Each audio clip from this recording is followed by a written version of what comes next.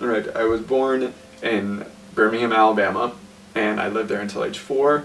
And at age 4, my family, me, my 3 brothers, and my mom and dad moved over to Tashkent, Uzbekistan, which is in Central Asia.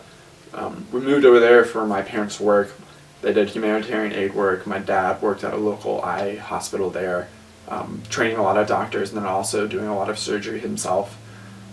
And we lived there for about 10 years until after my 6th grade year.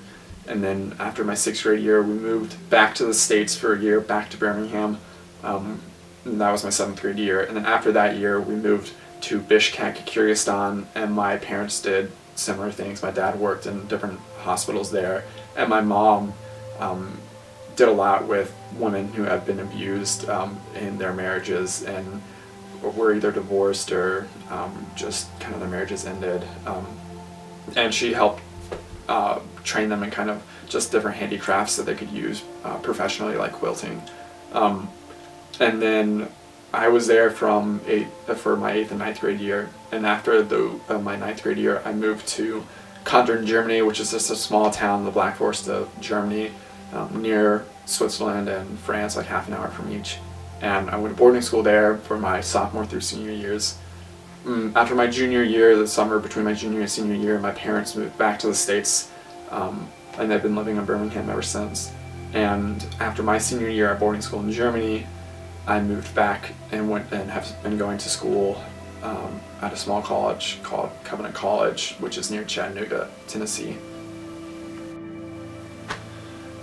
I can think of many ways growing up overseas has shaped who I am today. I think probably the biggest way I can see that is my parents both were kind of humanitarian aid workers overseas, and my dad especially, he gave up what would have been a very successful career being an ophthalmologist in the States to be a humanitarian aid worker in Central Asia. So I think just through like seeing my parents' experiences and the way they were very self-sacrificing and really wanted to serve the people of Central Asia has really helped develop who I am today. That's probably the biggest way I can see how growing overseas has really changed or shaped who I am. I'm studying community development in college, and kind of what that is in a nutshell is poverty alleviation and kind of different tactics and practices to go about poverty alleviation. And so I think I can really see how my parents and their professions as humanitarian aid workers has really shaped my desire to be or to help the poor, whether it's internationally or domestically in the US. So that's a big way. Another, just there's always these obvious ways that growing up overseas have shaped who I am today, just kind of being more, I think I'm relatively open-minded to just different cultures and different religions, trying to approach people very positively. So when I approach a different culture, I always try to approach it without trying to correlate it or compare it and contrast it to my culture or America or whatever, or my religion. I try to approach it in a way that's more open-minded, and one that's, I try to find the good in everything that I see. Hopefully not in a naive way. I try to approach it I guess more objectively. Just I want to try to find the good, but I don't want to always just like look at everything through kind of rose-colored glasses. It's so I try to be kind of level-headed in that way, and so I think I've really grown to appreciate the world and world people through my experiences overseas. But I'd say those are probably the two main ways: is trying to imitate my parents and their self-sacrifice, and just being open and loving in whatever people I meet.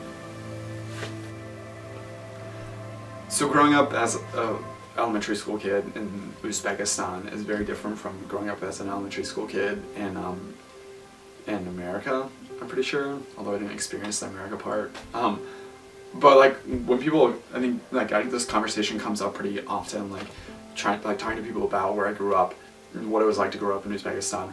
I often give the example this example.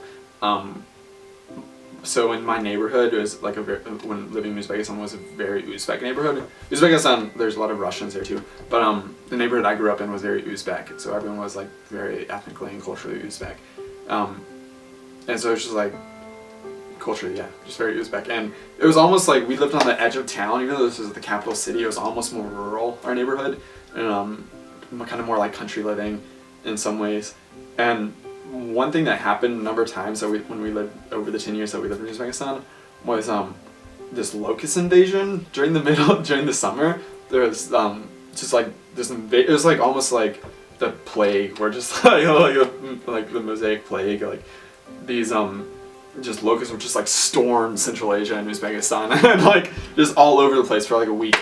And one thing that we would do in our neighborhood, we'd go around with our Uzbek friends, our local friends, and we'd collect these locusts, these crickets, in like plastic Coke bottles. And so we'd just like go around for like the night, like diving after crickets and like putting them in our Coke bottles. And we'd fill up like 2-liter Coke bottles just full of crickets, and then we'd give them to, like, we called him the Chicken Man. I don't know, I don't even know what his real name was, but we just like give them to this guy that owned a bunch of chickens and canaries, and he'd feed them to his chickens. So like all the Uzbek kids would like run to his house with like their bottles full of crickets and give them to like this Uzbek man, the Chicken Man. So that's like one example of how just like growing up in Central Asia is stupid and crazy.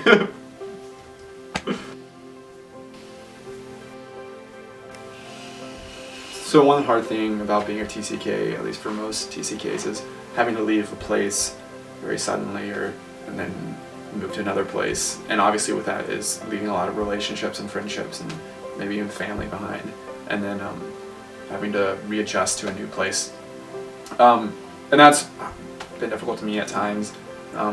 One thing that's been an amazing blessing and something that I had no control over but just happened was there's a number of friends, especially one friend who I've been a friend with basically for my whole life, and we just kind of followed each other around the globe. And really the first time we were really separate was when we came back to the States for college. And he goes to college in Boston and I go to college in Georgia. But I think one of the cool things is that like right now I'm getting to see him this week, which over spring break, and it's just like normal. Like I've known him for 15 years, and so we just jump right back into it. And now obviously with technology I can just text him anytime I want to, and I can Skype him, and that's always just great to have that kind of little bit of stabilizing point in my life. Another thing though with trying to, having to readjust to places, whenever I kind of reach a new point in life and have moved from one place and now I'm living in another place, I try to just approach it again with like an open mind and not assume that what I experienced in my past will necessarily be the same in whatever place I'm living now. In that way, I think I can hopefully appreciate the good things about, even if I miss things about whatever place I've been living in the past, I can appreciate the place I'm living now, and I can invest myself in that place without having to, without having to feel like I'm somehow, just breaking away from my past and just like letting it all behind me and ignoring it all. I think I'm able to approach kind of living in a new place with an open mind and in a way that I can invest in that place with my full self instead of leaving part of myself in the past.